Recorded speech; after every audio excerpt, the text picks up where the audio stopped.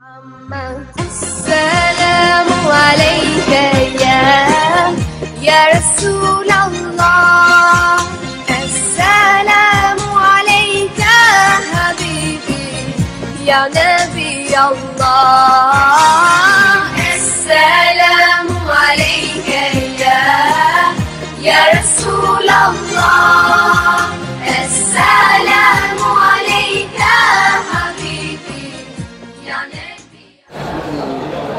السلام عليكم. بسم الله الرحمن الرحيم وبه استعنا ودائما نستعين. Alors il est vrai que je n'avais rien préparé pour aujourd'hui car le frère Farid m'a interpellé il y a quelques minutes dans la salle des invités. Si je puis dire un mot aujourd'hui, ce serait quoi? Nombreux sont les musulmans, les musulmanes qui me questionnent quasi au quotidien en me disant: que devons-nous lire? Nous souhaitons justement nous instruire, pas forcément dans la religion, mais vraiment dans tout. Que pouvons-nous lire? Ma réponse elle est très simple et très claire, c'est lire tout. Ça veut dire quoi lire tout? En islam, je vais peut-être en choquer certains, il n'existe pas et il n'a jamais existé quelque chose qui s'appelle les sciences religieuses et les sciences profanes. Toute science est bonne à prendre. C'est l'imam Ahmad ibn Hanbal qui le disait, l'un des fondateurs des 4 doctrines de l'islam. L'imam Ahmad ibn Hanbal disait lui-même, toute science est bonne à prendre. Alors, ça me fait rappeler un propos de Ben Gourion. Ben Gourion a dit une fois aux dirigeants palestiniens: la communauté arabe ne lit pas.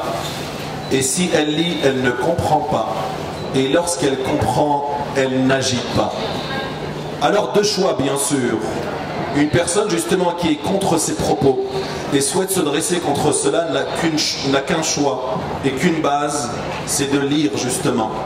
Vous savez, les dernières statistiques françaises font état d'une chose effroyable qui est qu'une personne aujourd'hui, un Français, une Française aujourd'hui dans la société passe 3h30 de son temps dans des chronophages. Ça veut dire quoi? Ça veut dire entre télévision, smartphone, réseaux sociaux et autres, passe en moyenne 3h30 par jour. Et là, c'est moi qui vous renvoie à la question, à votre avis, combien de temps passons-nous avec nos parents? Et non pas par jour, mais à l'année. Qui nous donne une réponse?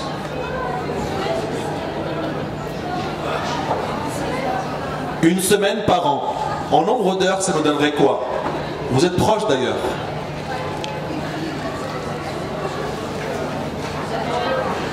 Comment? C'est exactement ça. 80. 80 ça 80 heures par an qu'un Français, qu'une Française passe en compagnie de ses parents. Alors que nous passons 3h30, c'est les statistiques françaises qui le disent. Mais il y a encore pire que cela. Combien d'entre nous, combien de citoyens du monde, là c'est les statistiques mondiales, que vous pouvez aussi trouver sur l'INSEE et autres, combien de personnes sur Terre, j'allais dire vivent, mais ne vivent pas, mais existent? Combien de personnes sur Terre? Oui, parce que pour vivre, il faut vivre engagé. Et comme disait Oscar Wilde, la plupart des gens ne font qu'exister. Ne vit qu'une personne qui a un objectif sur Terre.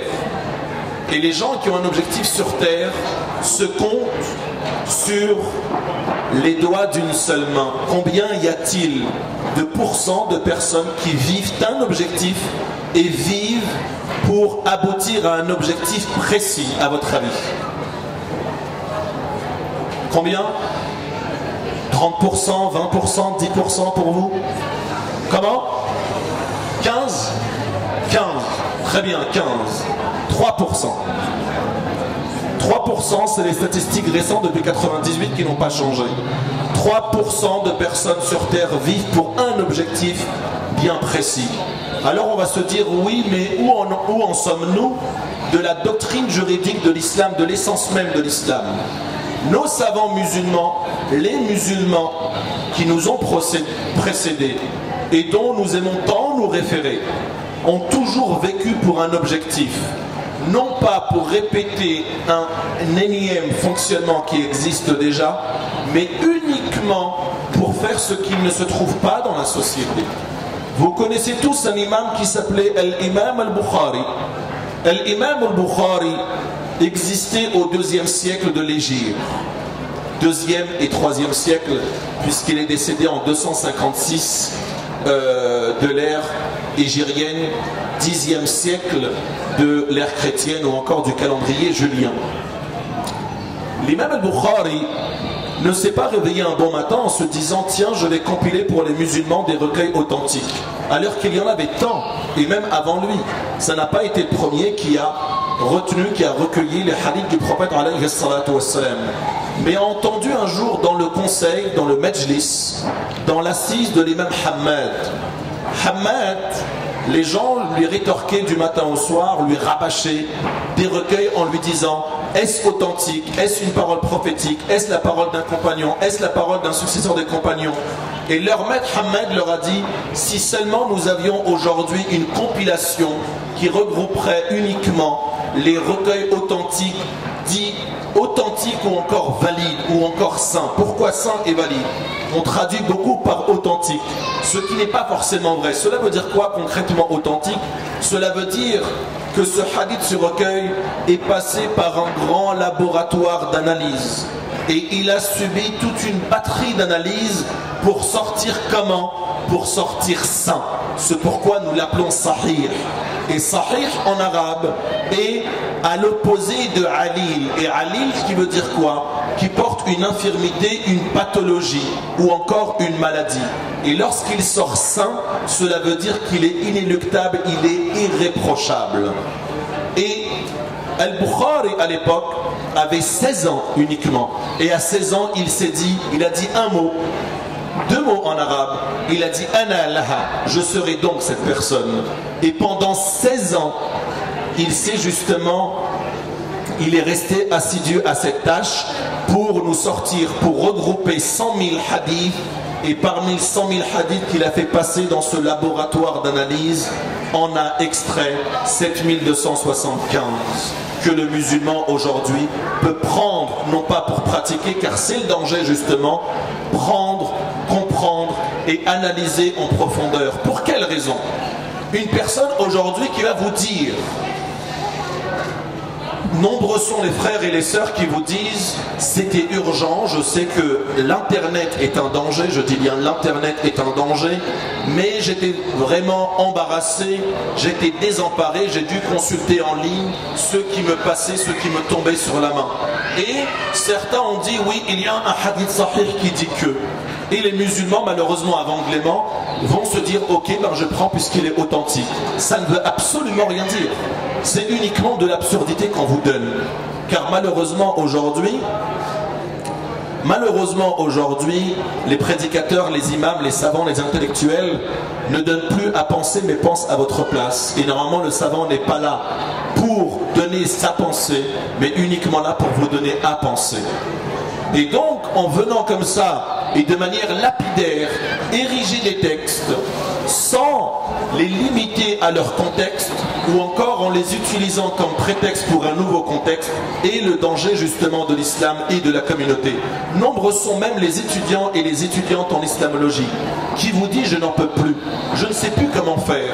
Les avis ne sont tellement contradictoires et s'opposent mutuellement que je ne sais plus qui suivre. J'entends un moment on me dit oui c'est légal et parallèlement non c'est pas légal. Et il y a un verset qui dit et il y a des récits qui disent. Comment faire justement dans tout ce cafouillage? Et certes, car nous assistons justement à un réel cafouillage. Le hadith par exemple lorsqu'il est sahih ça ne veut rien dire et on ne peut pas le prendre. Pour quelle raison? Car ce même hadith qui est sahih, il peut être opposé à un autre hadith qui est sahih. Comment allons-nous faire? C'est justement tout le travail des théologiens et des principologistes qui vont justement prendre toutes ces sciences, tout ce qui se rapporte au problème, à la question posée et vont analyser en profondeur en prenant justement ces différents textes et en extrayant une chose qui est quoi? Dans nos textes, il y a un sens propre et il y a un sens figuré.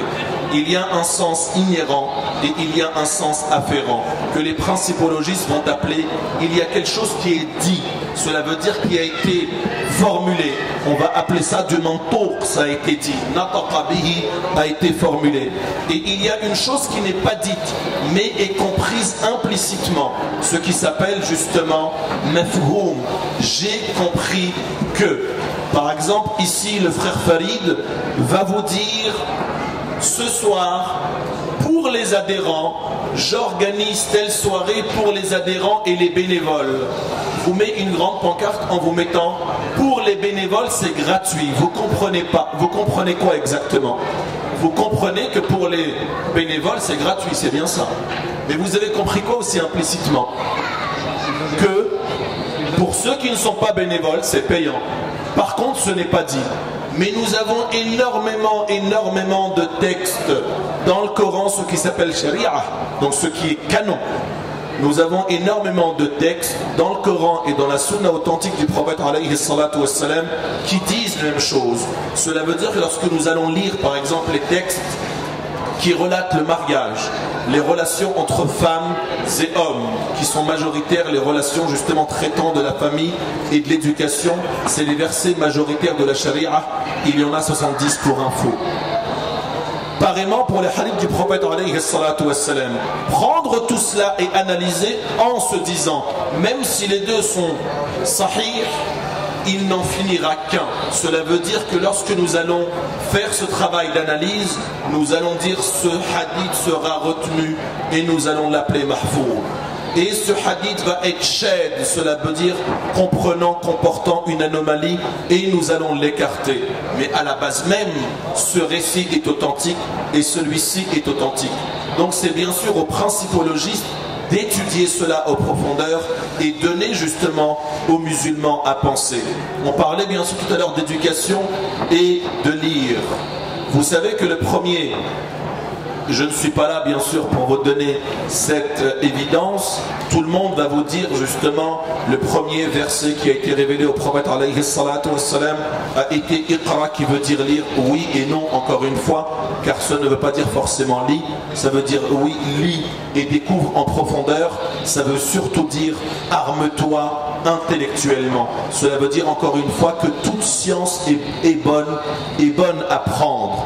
Toute science est bonne à prendre. C'est pourquoi le prophète alayhi salatu wassalam, lorsqu'il est arrivé à Médine, il a vu quoi? Il a vu qu'il y avait des chrétiens qui parlaient arabe. Il a vu qu'il y avait aussi beaucoup de tribus, dont deux tribus juives, qui parlaient hébreu à l'époque et qui parlaient aussi arabe. Mais le problème, c'est surtout poser la question. Mais s'ils parlent dans leur langue, comment allons-nous, nous musulmans, les comprendre? Et automatiquement, il a missionné des hommes, parmi eux les scribes du Coran, parmi eux Zayd ibn Thabit, en lui disant « Pars d'ici, va chez eux, va apprendre l'hébreu et tu reviens ». Aurait pu se dire « Nous allons vivre en autarcie entre nous musulmans, et alhamdoulilah, tout se passe bien, on se comprend tous ». Et lorsque je dis des choses, je parle d'évidence. Lorsque je traite avec des gens que je ne connais pas, c'est toujours difficile de faire le premier pas et de se faire comprendre par des gens qui sont parfois sournois, qui parfois veulent apprendre, veulent comprendre, mais nous n'avons pas des outils adaptés pour leur faire comprendre ce qu'ils doivent comprendre. Un musulman aujourd'hui qui souhaite faire découvrir l'islam à des gens, vient leur parler d'évidence comme s'il avait un auditoire acquis à sa cause, cela veut dire en d'autres termes des musulmans, et va leur dire que l'islam c'est prier, c'est jeûner, c'est faire le pèlerinage, la personne les met dans l'erreur. Où en sommes-nous au niveau spirituel? Où en sommes-nous de la valeur humaine? Où en sommes-nous des valeurs sociales? Où en sommes-nous des principes moraux? C'est tout cela l'islam en profondeur. On ne peut pas se dire c'est ce que nous avons appris de nos parents, ou encore lorsque je vais consulter un ouvrage, voilà ce qui est dit. Ce n'est pas ça l'islam, c'est une toute petite partie de l'islam qui s'appelle religion. Et à nous, avant tout musulmans, de ne pas faire d'amalgame entre religion et islam. Les gens vont vous dire c'est comme ça dans la religion. Non, ça peut être comme ça dans l'islam, mais pas forcément dans la religion. Alors religion et islam, ça veut dire quoi? Ça veut dire uniquement que la religion fait partie intégrante de quelque chose qui s'appelle l'islam, mais que l'islam ne peut pas se résumer à quelques rites ou encore à quelques pratiques adoratives. C'est pourquoi le prophète alayhi salatu wassalam avait justement mis le curseur sur quelque chose de très important, à savoir les principes moraux. Pour quelle raison? Le prophète alayhi salatu wassalam n'a jamais considéré que pour être un parfait musulman, il fallait uniquement pratiquer les actes rituels. C'est pourquoi le prophète alayhi salatu wassalam disait dans l'un des hadiths authentiques rapportés par l'imam Ibn Majah dans ses Sunan, le hadith de Thawban, qui dit quoi exactement? Le hadith de Thawban dit que le prophète alayhi salatu wassalam dit que des gens de ma communauté viendront au jour de la résurrection avec des œuvres, puis avec des actions semblables au Jibal Tihama. Jibal Tihama pourrait être semblable aujourd'hui aux Pyrénées. Cela veut dire à des hauts plateaux, des hautes montagnes qui culminent à plus de 2000 mètres d'altitude. Jibal Tihama, les Arabes connaissaient que Jibal Tihama, situé entre le Yémen et l'Arabie, était les plus hauts plateaux de l'époque. Le prophète alayhi salatu wassalam, dans un symbole et dans une figure de style, va leur dire: des gens de ma communauté viendront au jour de la résurrection avec des actions, avec des œuvres semblables à ce que vous connaissez des monts de Tihama, des hauts plateaux, de hautes montagnes. Yaj'aluha rabbi nasfa. C'est très grave ce qu'il dit. Pourquoi? Allah subhanahu wa ta'ala va les réduire à néant. Les compagnons du prophète alayhi salatu wassalam, effrayés par ses propos, rétorquèrent au prophète alayhi salatu wassalam en lui disant quelque chose de très important maintenant. Sifhum lana ya Rasulallah. Décris-les-nous au prophète de l'islam. Signifiez-les au prophète de l'islam. Hatta la nakuna minhum wa nahnu la nash'ur. Et là c'est important de décortiquer, de décrypter le message prophétique. Ça veut dire quoi ce mot? Cette phrase très symbolique. Décris-les-nous au prophète de l'islam, non pas pour que nous soyons des êtres avertis, non pas pour nous mettre en garde de ce type de personnes, mais on dit quelque chose de très important, afin de ne pas être parmi eux alors que nous en sommes insouciants et inconscients.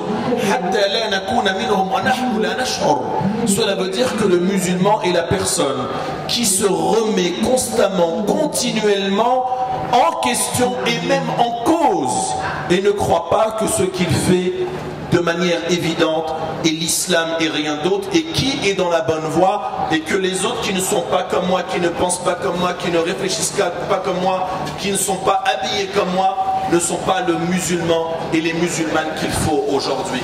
Là c'est très dangereux.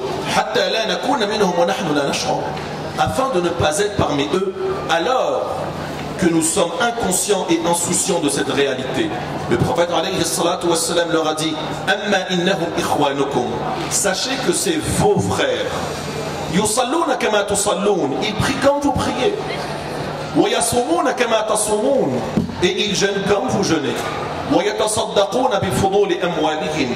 Et ils donnent une partie de leur richesse, de leurs biens, de leurs gains. Donc où est la faille? Alors que nous avons, ici le prophète alayhi salatu wassalam nous dit, ce sont vos frères, ils prient comme vous priez, ils jeûnent comme vous priez, ils donnent, ils font largesse de leurs dons, de leurs aumônes, comme vous donnez vous aujourd'hui. A même rajouté quelque chose de très important, leur a dit et ils prennent une partie de la nuit littéralement, cela veut dire qu'ils puisent une partie. Ils puisent une partie de leur nuit en prière nocturne, en invocation et en évocation et dans le recueil spirituel. Où il leur faille après avoir eu des musulmans qui font de telles pratiques? Leur a dit ce qui veut dire leur faille résulte dans une chose: lorsqu'ils se retrouvent seuls face au regard des gens, face à l'abri des gens, lorsqu'ils se retrouvent seuls entre quatre murs, ils vont faire quoi? Ils vont transgresser.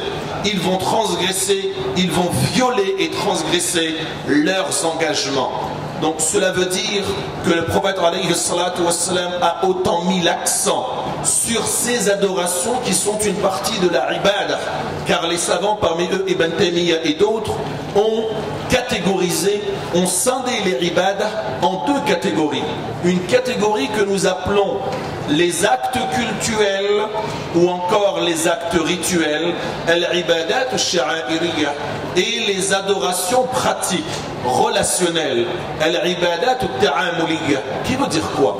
Relationnel, cela veut dire c'est ton éthique, c'est ton comportement, c'est ce que tu fais, c'est ce que tu dis, c'est comment tu commerces, ta parole, ton engagement. Si tout cela, vous allez des fois découvrir des nouveaux venus à l'islam dont leur histoire vous fait frissonner. Pour quelle raison? Une Britannique, il n'y a pas si longtemps, dit: je me suis converti à l'islam. Et pour quelle raison? A dit: j'étais avec deux Arabes, je travaillais là où je travaillais et j'avais avec moi deux Arabes qui travaillaient.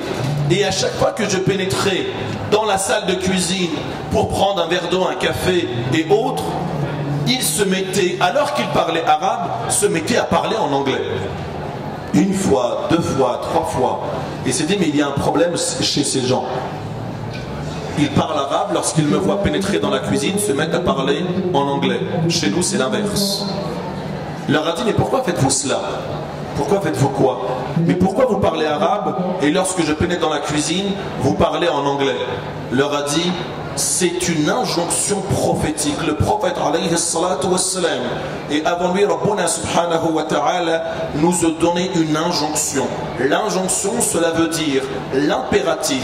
Et l'impératif dans le Coran, lorsque vous lisez les textes coranico-prophétiques, lorsque vous voyez un texte à l'impératif, un verbe à l'impératif, cet impératif n'est pas surérogatoire ou encore n'est pas facultatif. Cela veut dire que je peux faire ou je ne peux pas faire.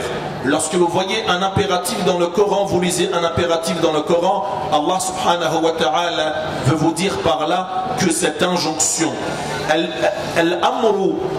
l'impératif dans le Coran et la Sunna signifie l'obligation. Et ici Allah subhanahu wa ta'ala nous le dit clairement dans la sourate al-Mujadalah, lorsqu'il nous parle de at-tanaji, lorsque vous êtes en train de parler à voix basse entre amis, ne parlez jamais, ne laissez jamais une tierce personne à côté de vous et vous commencez à parler à voix basse. Où sommes-nous justement de toute cette pratique? Pour quelle raison? Il y a toujours des sagesses qui se cachent derrière tout cela, dont nous sommes appelés à connaître pour pratiquer. Il y a des sagesses dans toute chose qui a été dite aux musulmans d'aller chercher dans toutes les ibadah, dans toutes les prescriptions, les sagesses qui sont explicites ou implicites. Cela veut dire qu'ils ont été implicitement identifiés ou c'est à nous d'aller les étudier en profondeur afin de les extraire. C'est pourquoi cette femme dit: des années après, j'ai commencé à étudier justement les textes de l'islam et j'ai fini par me convertir à l'islam. Grâce à une chose qui est quoi? Une injonction prophétique. Et elle leur a dit en leur quittant: votre prophète est quelqu'un de très civilisé. On a appris cela uniquement les dernières années. Mais c'est pareil pour des musulmans, je vais un petit peu caricaturer aujourd'hui. Lorsque vous allez voir des musulmans et des musulmanes vont voir des couples entre guillemets non musulmans, par exemple dans une terrasse sur Paris ou encore dans un restaurant, et ils vont voir par exemple l'homme donner une bouchée de pain, une bouchée de nourriture à sa femme, et ils vont dire: regardez comment le couple est très romantique, alors que c'est une injonction coranico-prophétique et on ne la fait pas. Le prophète alayhi salatu wassalam nous dit: wal-luqmatu fi zawjatika sadaqa. Le fait que tu prennes quelque chose, le fait que tu prennes une bouchée de nourriture, que tu la mettes dans la bouche de ton épouse, est une forme de sadaqa. Nous sommes à des années-lumière justement de tout cela, car nous avons encore compris que l'islam se limitait uniquement à quelques injonctions adoratives, à quelques ibadat, au Coran ou encore à la prière, aux jeûnes, à la zakat au mois du Ramadan. Lorsque nous arrivons dans les injonctions relationnelles qui sont justement l'éthique, le comportement, l'attitude, la parole à avoir, nous sommes très loin de tout cela, alors que cela fait partie de manière intrinsèque, intégrante de l'islam. Allez chercher tout ce que vous souhaitez, en commençant même aujourd'hui alors qu'il est en question de liberté d'expression. Qui a initié justement cette liberté d'expression, à votre avis, au niveau de l'humanité? Si ce n'est le prophète alayhi salatu wassalam, et sans aucune exagération. Comment le prophète alayhi salatu wassalam s'est-il comporté avec les gens? S'est-il comporté avec ses adversaires? S'est-il comporté avec ses coreligionnaires? S'est-il comporté même avec les animaux? Avec les animaux même, le prophète alayhi salatu wassalam nous a parlé même du prostitué qui allait pénétrer au paradis grâce à ce qu'elle a fait pour un chien, dans une version de Ahmed, pour Hirra, cela veut dire pour un petit chaton. Énormément de choses qui sont à la portée de tous, comme l'éthique, comme le fait de balayer devant sa porte, comme le fait d'être propre, comme le fait de user de la bonne parole. Et dit aux mes serviteurs de n'user que de la meilleure des paroles. Nous sommes très loin de tout cela. Des fois nous disons, mais comment allons-nous traiter avec ces gens alors que le Coran nous enjoint, nous impose, nous recommande de parler avec tout le monde. Le prophète alayhi salatu wassalam était l'initiateur de cela, même lorsqu'il était blasphémé. Lorsqu'il était blasphémé par la parole, même lorsqu'il s'agissait de la parole, le prophète alayhi salatu wassalam, lorsqu'il s'agissait de prose, allez voir parmi l'élite musulmane qui est le pro de la prose, qu'il répète et qu'il réponde justement à la parole par la parole et qu'il oppose l'argument à l'argument. C'est pourquoi le prophète alayhi salatu wassalam, même lorsqu'il était blasphémé par les poètes de l'époque, ça ne vous parle pas aujourd'hui, c'est normal, mais les poètes de l'époque étaient les médias d'aujourd'hui. C'était le cinquième pouvoir régalien d'aujourd'hui. Et le prophète alayhi salatu wassalam disait, lève-toi et réponds-leur, alors qu'ils étaient en train de le blasphémer. Jusqu'à un point où Omar radiallahu anhu a dit au prophète alayhi salatu wassalam, laisse-moi au prophète de l'islam, allez voir Hassan qui est en train justement de te s'attirer. Il y avait deux pôles à l'époque dans l'islam, il y avait al-madh ou al-hijab, cela veut dire de faire l'éloge des dirigeants ou encore le fait de les s'attirer, al-hijab. Le prophète Omar lui dit, laisse-moi aller voir Hassan, je lui casse les dents, sa langue va sortir et il ne pourra plus par la suite de s'attirer.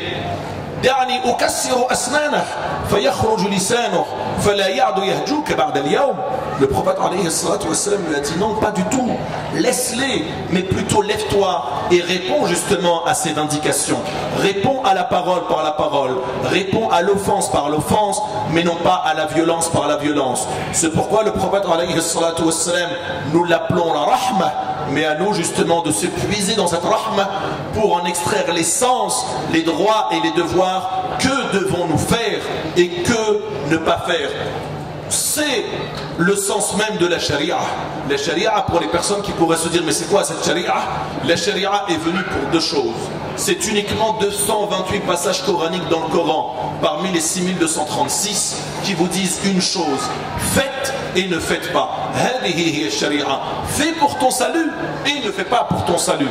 Le grand penseur philosophe Mohammed Iqbal disait, mon père lorsque j'étais petit me disait, lis le Coran, mais attention, gare à toi, ne lis pas au Coran afin de lire pour la baraka, de lire pour les bienfaits, de lire pour les hasanat, mais lis le Coran comme s'il t'avait toi été révélé. Tu dois le lire en te disant à chaque fois qu'est-ce qu'il m'est demandé justement de faire. Et s'il y a tellement très peu de versets minoritaires dans le Coran traitant de la charia, le reste traite de quoi? Les deux tiers ne traitent que de spiritualité. Les deux tiers ne traitent que de l'éthique. C'est pourquoi le prophète alayhi salatu wassalam, lorsque vous regardez la chronologie coranique, vous apercevez de trois choses, trois pôles dans le Coran, trois axes coraniques. Al-awwal, la première des choses, et je terminerai là-dedans, la première des choses est Iqra, tout à fait. Mais après Iqra, il y a eu quoi? Après justement arme-toi intellectuellement, il y a eu quoi? Parce que la personne ne peut pas pratiquer sans comprendre, sans savoir. C'est pourquoi vous allez voir aujourd'hui nombreux sont les musulmans qui vont vous dire je ne comprends pas. Un tel était comme ça, versé dans la foi et dans la pratique, et 1 an après, 2 ans après, il est complètement à l'antipode, aux antipodes de ce qu'il était. Une sœur était comme ça, et maintenant elle est devenue comme ça. Notre voisine était comme ça, et aujourd'hui elle est comme ça. Pour quelle raison? Une raison qui est très simple, dont nos savants de Aqidah, nos théologiens y ont répondu en 2 choses. En disant parmi les musulmans se scindent en 2 catégories. Il y a ceux qui ont connu les prescriptions uniquement, sans connaître les prescripteurs. Ta'arrafu ala, arafu al-ahkam, arafu al-shari'ah, dun al-musharri'. Cela veut dire quoi? Cela veut dire que la personne doit commencer par le commencement. Cela veut dire que la personne doit, avant de connaître les prescriptions, et les prescriptions ne sont pas uniquement haram et halal, c'est au-delà de tout cela. Al-aslu fil ashya' al-ibaha, cela veut dire que l'origine de toute chose est quoi? Ce n'est pas le halal, c'est le haram, ce n'est pas le haram, c'est le halal. Mais aujourd'hui, nous avons justement fait l'inverse. الأصل في الأشياء الإباحة ما لم يدل نص على التحريم. Tant qu'il n'y a pas une interdiction clairement stipulée scripturaire, une personne ne peut en aucun cas se prononcer. الأصل في الأشياء الإباحة. Pour en revenir à pourquoi cela, elle est très simple. Elle est très simple et coraniquement nous la comprenons. Les théologiens nous disent la chose suivante. Une personne qui a connu les prescriptions sans connaître le prescripteur va se détacher pleinement jour après jour, va complètement, un terme coranique, s'effilocher jour après jour du prescripteur et des prescriptions. Cela veut dire qu'un temps, il va être frappé par la foi et il va être, comme disent les jeunes aujourd'hui, ils vont être à fond dedans. Et quelques mois après, quelques années après, ils vont complètement tout délaisser en bloc. Pour quelle raison? La raison est simple, une chose, ils n'ont pas connu l'amour du prescripteur. لأن الإنسان لو عرف الأحكام ولم يعرف الحاكم عرفوا الشريعة دون أن يعرف الشارع تمادى الإنسان في التفلت من الأمر. علماء العقيدة nous disent ça. لو أنك عرفت الأمر, cela veut dire les prescriptions, الأوامر, les injonctions, دون أن تعرف الخالق الآمر. تفنن الإنسان, c'est le funoun, cela veut dire qu'il va exceller dans l'art de délaisser les prescriptions. تفنن تفلت من الأمر. أما الإنسان لو أنه عرف الأمر وعرف الآمر تفانى في طاعة الآمر. Cela veut dire qu'il va s'extasier dans la pratique car il sait pour quelle raison il pratique, à partir de quoi il pratique, et il a les bases fondamentales. Cela veut dire que je fais pour quelle raison, je fais pour telle et telle raison. Et tous les textes d'ailleurs sont raisons excepté les ahkam ou sharia qui sont en relation avec les prescriptions adoratives. Là nous devons chercher les sagesses pour laquelle Allah subhanahu wa ta'ala les a instituées et légiférées, et non pas chercher la raison des textes. On ne peut pas dire par exemple pourquoi la prière de l'Isha est 4 et elle n'est pas 3 et elle n'est pas 2. Ça, ce sont des prescriptions divines que nous appelons des prescriptions sentencieuses. Cela veut dire qu'elles vont en tout temps et en tout lieu. La prière qui a lieu aujourd'hui en France, c'est la même à Bamako, c'est la même à Sydney et c'est la même à New York. Elle ne peut pas changer en fonction des temps et des lieux, car ceci est immuable et qat'i. C'est quelque chose d'apodictique et de péremptoire, ça ne peut pas changer. Mais il y a bien sûr des variantes qui peuvent changer en fonction des temps, en fonction des lieux. Ce n'est pas sharia, c'est uniquement des furu'. Ce qu'a appelé les principologistes les furu', cela veut dire des cas dérivés, des cas d'espèces, des ramifications. Cela veut dire que ce sont des choses qui peuvent évoluer, qui peuvent changer. Encore faut-il que les principologistes aujourd'hui fassent bien sûr leur travail. On pourrait en parler longuement, malheureusement je ne souhaite pas vous retenir plus que cela. أقول قولي هذا وأستغفر الله العظيم لي ولكم فاستغفروه إنه هو الغفور الرحيم وآخر دعوانا أن الحمد لله رب العالمين والسلام عليكم ورحمة الله وبركاته.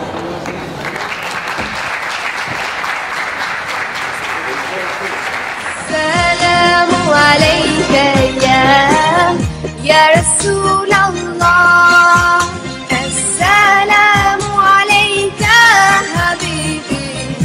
يا نبي الله